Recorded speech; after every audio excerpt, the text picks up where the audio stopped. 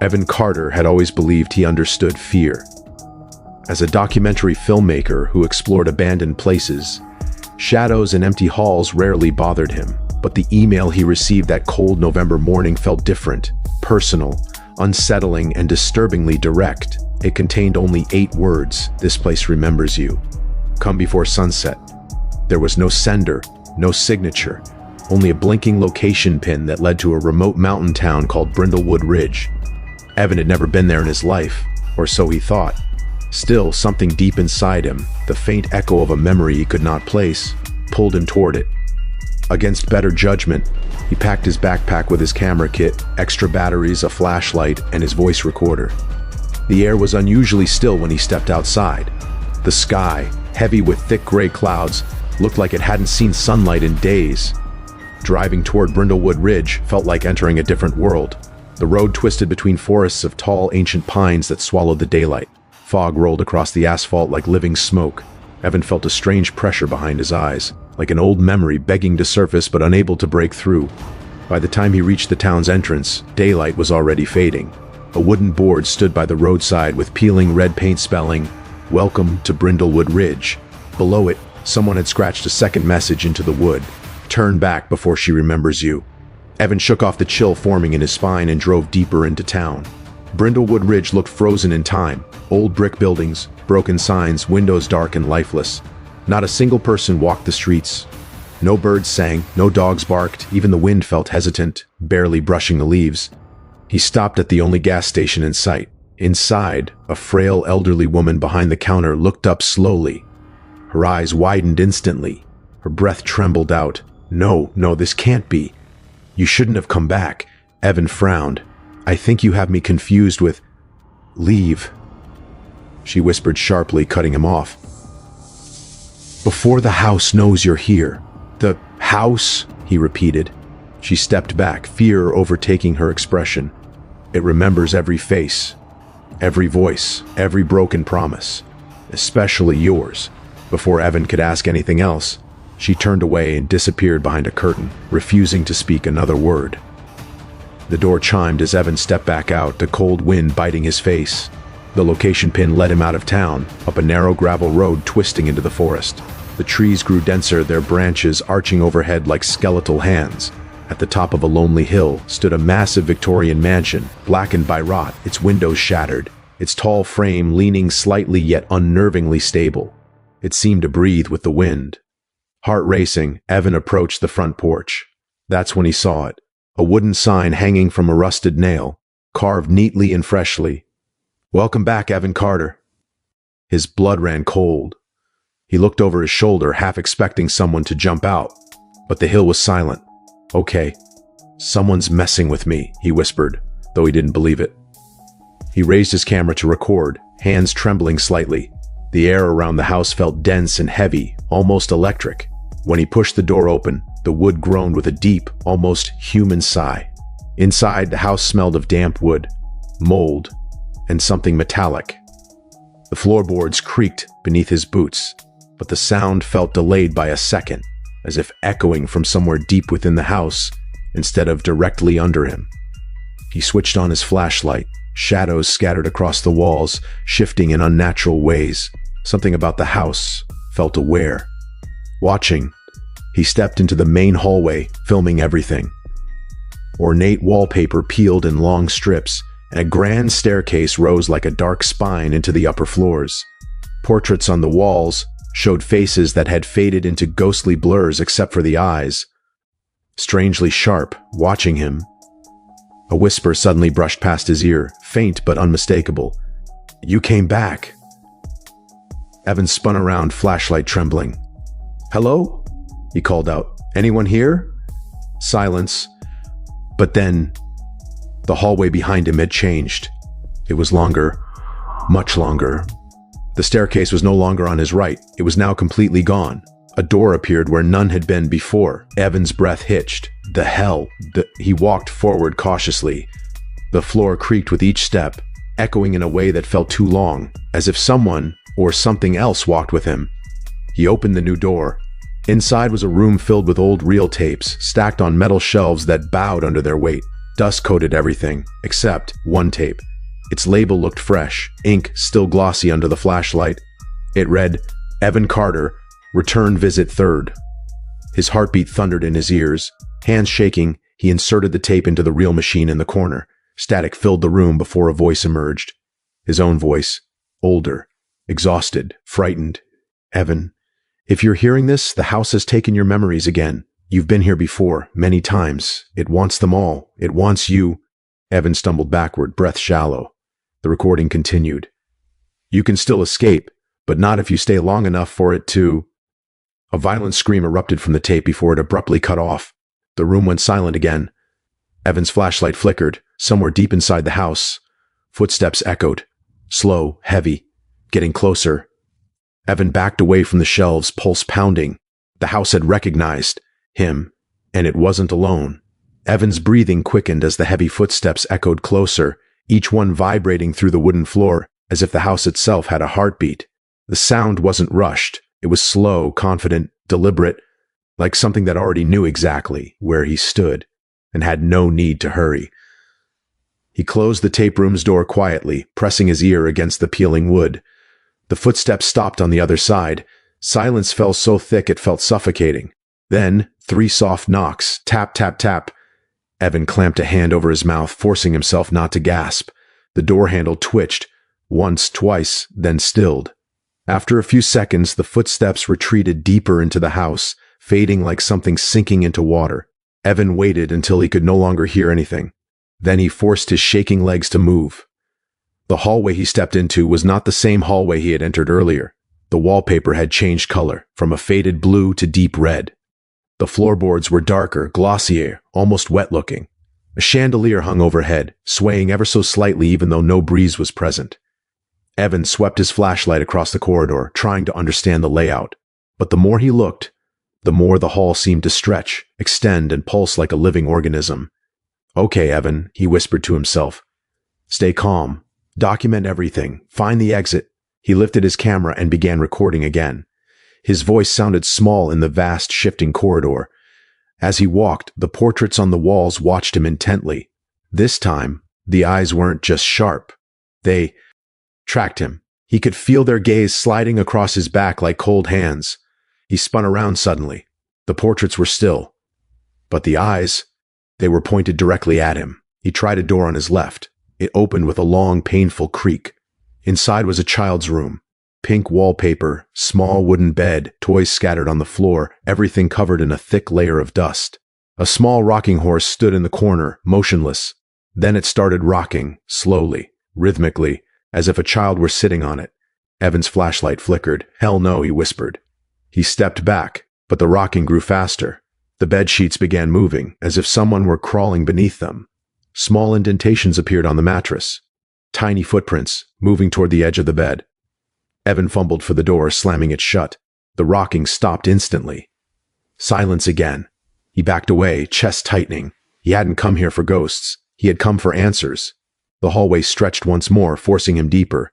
He walked until he reached a wooden staircase leading down into darkness. The air grew colder with each step he descended. His breath turned visible.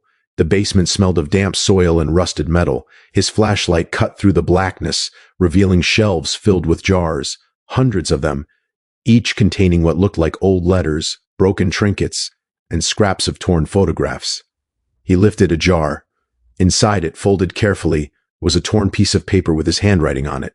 But he didn't remember writing it. The note read, "If you find this, don't trust your reflection." Evan's fingers trembled so badly he almost dropped the jar. "What the hell is happening to me?" he whispered. Behind him, a whisper slithered through the darkness. "You left us. You forgot us. But we never forgot you." He spun around, flashlight beam slicing through dust particle. There's no one there. He stepped backward and hit something solid. Slowly he turned. A tall figure stood inches away, its body like a stretched shadow, its skin rippling like liquid darkness.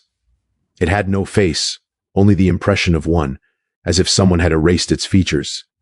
But Evan could feel its eyes on him. His breath caught painfully. The figure tilted its head. In a dozen overlapping voices it whispered, "Welcome home, Evan Carter." Evan bolted, sprinting toward the stairs. The shadow figure glided behind him without sound. He scrambled up the steps, nearly tripping as he reached the top. At the doorway, the shadow stopped suddenly, as if bound by an invisible barrier. It watched him with a formless expression that somehow radiated hunger.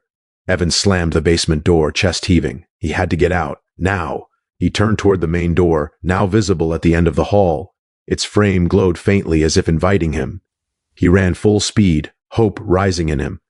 He grabbed the handle, yanked the door open, and stepped directly into the same hallway he had started in. The door behind him slammed. The chandelier above him now hung lower, swaying aggressively. The walls pulsed, the wallpaper peeling itself back like skin. "No, no, no, this isn't real," Evan shouted. A loud, deep creak echoed. The entire house groaned, slowly, painfully, like an ancient beast waking from a long sleep.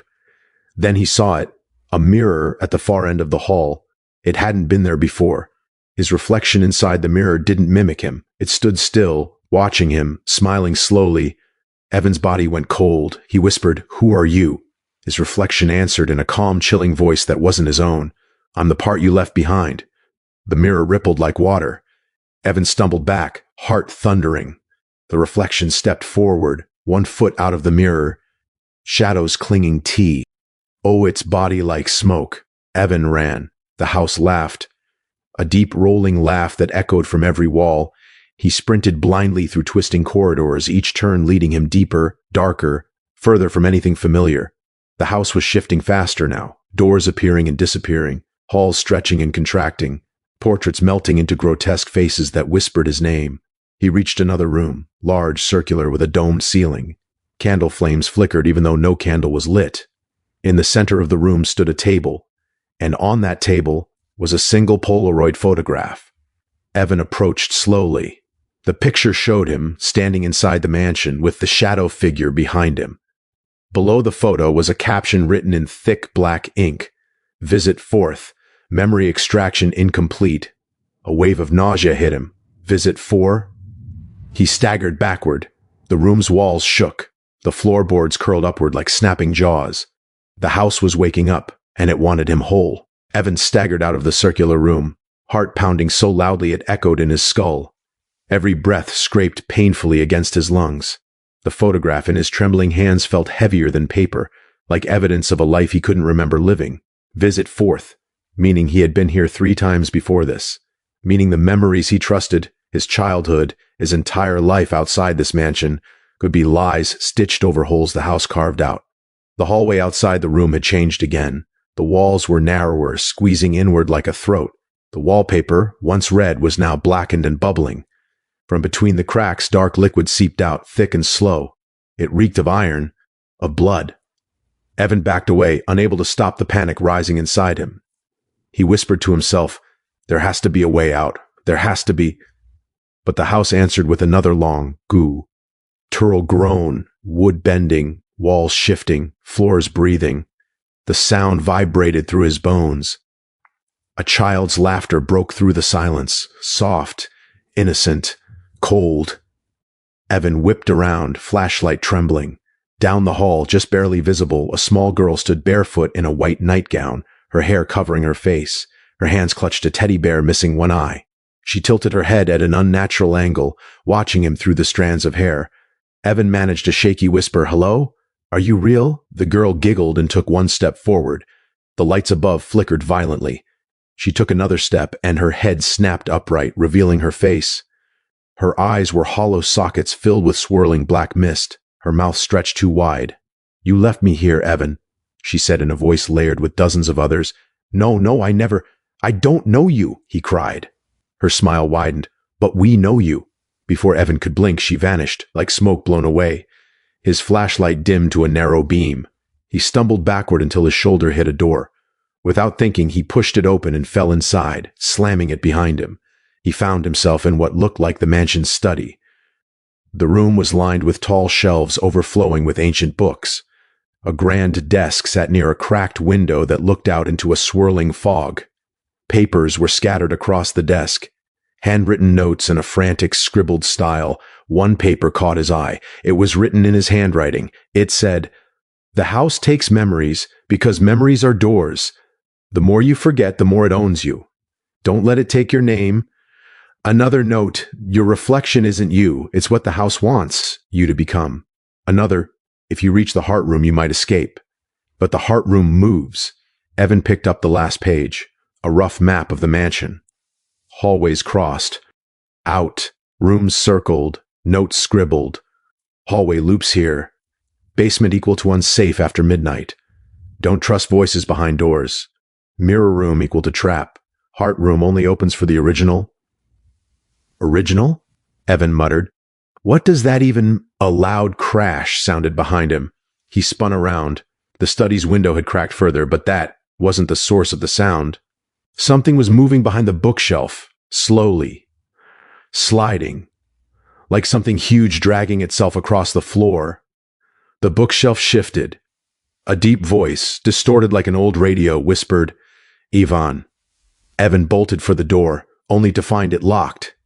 He rattled the knob desperately. No, no, no, open! Open! The bookshelf lurched forward. A massive shadow pressed against its back, pushing it further. Books tumbled to the floor. Dust filled the air. The voice came again, closer, almost right behind the shelf. "You promised you wouldn't leave us." Evan threw his shoulder against the locked door again and again, until his skin bruised. The bookshelf groaned and leaned forward, splitting from the wall. A long, dark arm, thin and bony, twice the length it should have been, slid out from behind it. Evan screamed and hurled himself against the door one final time. It burst open. He stumbled into a different hallway, one he hadn't seen before. The door slammed behind him, shaking the walls. He ran. He didn't know where. He didn't care. Every corridor twisted like the inside of a nightmare, changing direction, length, and angle.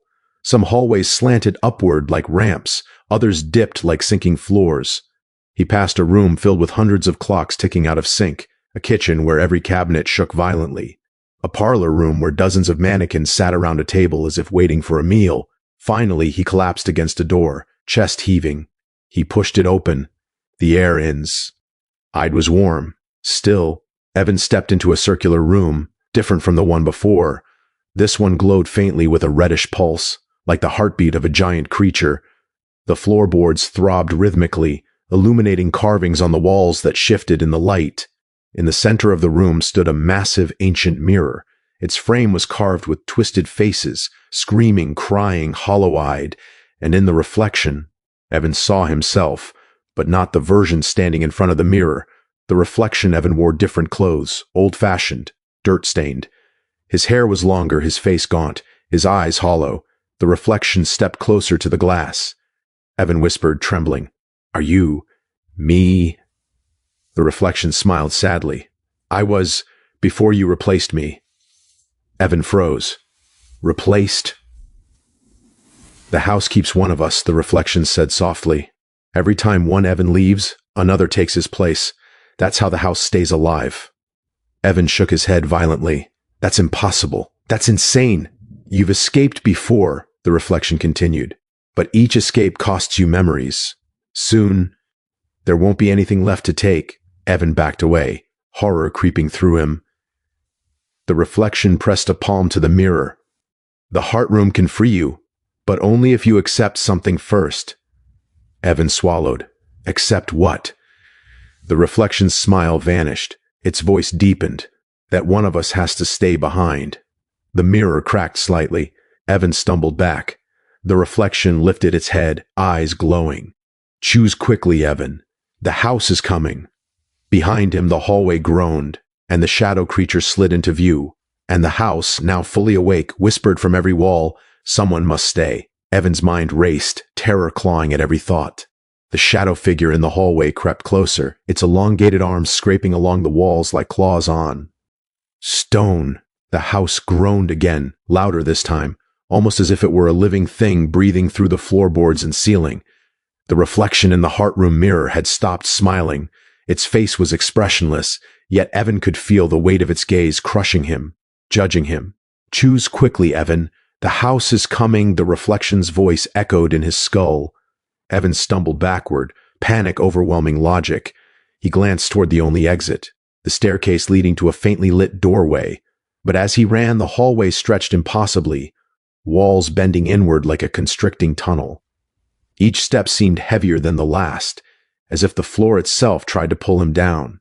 Dust and cobwebs brushed against his face, carrying the whispers of countless trapped souls, hundreds of voices overlapping in pleading cries. Stay, stay, don't leave, remember us. He reached the staircase and looked up. The doorway glowed faintly, like an inviting beacon, but shadows moved across the threshold, flickering like smoke. From somewhere behind, the shadow figure hissed, stretching its limbs impossibly toward him. Evan leaped, hands trembling, and scrambled up the stairs 3 at a time. The hallway upstairs was narrower than ever. Doors appeared on both sides, leading nowhere, twisting back into each other. Evan's flashlight began to flicker violently. The reflection's voice called again, deeper, more urgent. Evan, remember, someone must stay. Suddenly, he stumbled into a small chamber filled with portraits. Faces of himself at every age lined the walls, each frozen in expressions of fear, sadness, and resignation. The painting's eyes seemed alive, blinking and following him, whispering faintly, "It's your turn. It's your turn." Evan's knees buckled. He pressed his hands to his face, shaking violently. He could feel the house's heartbeat through the floor, a slow, deafening pulse that made his vision swim. Then, from the center of the room, the heart room mirror appeared, glowing brighter now. It was as if the walls themselves had bent to bring him here. Evan's own reflection stared back, hollow-eyed, gaunt, and utterly empty of life. A faint whisper reached him from the mirror. Accept it, or lose everything. Evan shook his head. No, I won't. The shadow creature lunged at him from behind. He screamed and fell to the floor. The floorboards cracked, splintering beneath him. The portrait's eyes glowed red. The house itself seemed to stretch its ceilings, walls, and corridors toward him, forcing him to kneel before the mirror. And then, silence. Evan opened his eyes. He was alone, the shadow figure gone. The house quiet. Only the heart room mirror remained, its surface rippling like water. Evan hesitated, hand hovering above the glass. He could feel a cold pull, an invisible tug from the other side, promising freedom, but at a cost he couldn't comprehend. He remembered the words from the tapes, the notes, the photographs. Someone must stay. The house takes memories. He knew what he had to do. With a deep breath, Evan pressed his hand to the mirror. The glass felt alive, cold, slick, and slightly giving under his touch. Slowly, impossibly, his reflection reached out and grasped his hand from the other side. Their fingers touched, and Evan felt a rush of memories flood into the mirror. His childhood, his friends, his dreams, even the terror of the house itself. A scream echoed, not his own, but of someone trapped inside, someone who had been left behind. His vision blurred as memories poured from him, filling the mirror with images of himself from every previous visit. The heart room trembled, the walls shaking violently. The shadow screeched somewhere unseen, then vanished into nothingness. When Evan pulled his hand back, the mirror was empty. No reflection, no voice. The house had quieted. The portraits on the walls were blank canvases. Dust settled, the oppressive weight that had pressed against him for hours lifted. He was free.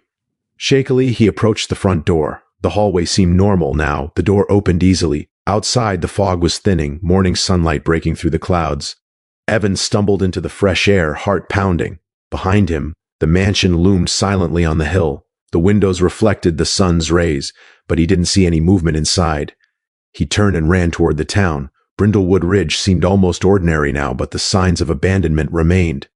He didn't stop until he reached the main road. Only then did he dare to look back. The house remained, silent, ancient, waiting. Weeks later, Evan would return in his mind, haunted by fragments he couldn't fully remember, a name etched in the dust, a whisper of a promise he never fully understood. But one thing was certain. He had survived, and the house had taken something yet left him alive. Yet deep down, he knew the house still read his name, and somewhere, in some corridor, a reflection waited for the next visitor.